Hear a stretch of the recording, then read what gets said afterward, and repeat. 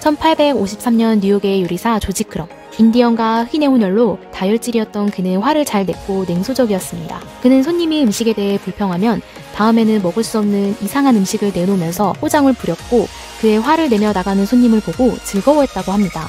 어느 날 한 손님이 자신이 주문한 감자튀김이 너무 두껍고 제대로 익지 않았다고 다시 해달라고 합니다. 이에 화가 난 조지 크럼은 감자를 포크로 찍어 먹지도 못하게 매우 얇게 썬 다음 돌이 될 때까지 단단하게 튀깁니다. 그리고선 소금으로 짜게 만들었죠. 그런데 예상 밖으로 해당 고객의 반응이 무척 좋았던 것입니다. 결국 지금의 인기 메뉴인 감자칩으로 자리 잡게 된 것이었죠. 이 사진은 당시 최초로 출시된 조지 크럼의 감자칩이라고 합니다.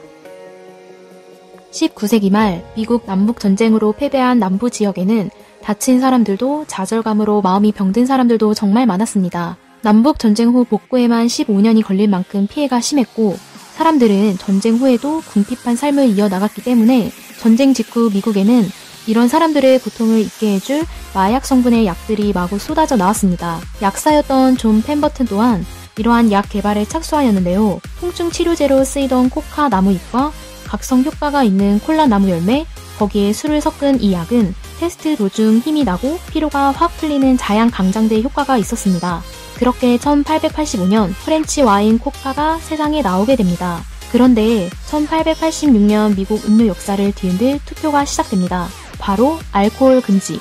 그렇게 프렌치 와인 코카는 술이라는 이유로 불법이 되고 맙니다. 이제 이걸 와인 대신에 다른 음료에 섞어야 했는데 당시 약국에서 판매하는 소다수를 넣은 것이죠. 이렇게 지금의 콜라가 최초로 탄생합니다. 약으로부터 시작된 최고 인기의 음료. 물론 코카인은 1903년에 제거되었습니다. 인류 역사상 최악의 전염병은 무엇일까요?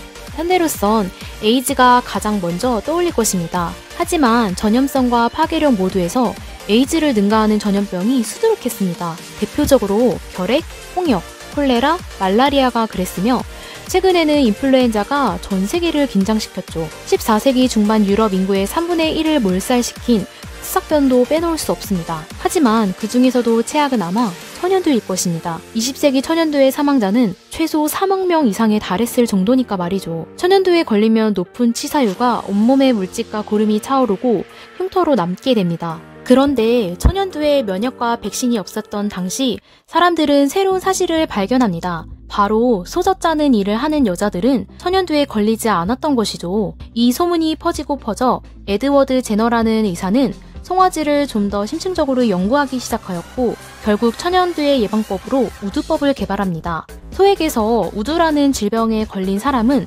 며칠 동안 알아눕지만 대신 천연두에는 면역이 생기는 것이죠. 이것을 이용하여 사람들에게 우두를 접종시켰고 1979년에 공식적으로 근절되었습니다. 참고로 우두법이 개발되고부터 예방접종과 백신이라는 단어가 생겨납니다. 독일의 렌트겐이라는 과학자는 우연히 자신의 방에서 진공방전관의 전류를 가할 때마다 맞은편 의자 쪽에서 희미한 깜빡인 빛이 나는 것을 발견합니다. 렌트겐은 실험실 불을 켜고 의자를 살피기 시작합니다. 의자 옆 책상 위에 놓아둔 물건을 확인해보니 형광 잉크로 칠한 판이 빛나는 것을 보게 됩니다. 렌트겐은 이 빛은 음극선이 아닌 다른 종류의 빛이라고 직감하죠. 그리고 이것을 알아내기 위해 밤을 새며 실험에 매달리게 됩니다. 1000페이지가 넘는 책도 알루미늄판도 나무판자도 이 빛을 완전히 막을 수는 없었습니다. 그리고선 실험실에서 가장 무거운 금속 상자를 손으로 집어들어 빛이 나오는 곳에 대었을 때 또 다른 충격적인 장면을 보게 됩니다. 이 빛을 차단해서 생긴 금속 상자 그림자 옆에 무언가 아주 희미하게 인화된 것이 있었습니다. 바로 손가락뼈 모양의 그림자였습니다. X선이 발견된 순간이죠. 만약 판이 빛나는 것을 보지 못했다면 혹은 이 빛에 관심을 갖지 않았다면 아마 X선을 발견하지는 못했을 것입니다. 그 후 렌트겐은 최초의 노벨 물리학상을 수상합니다.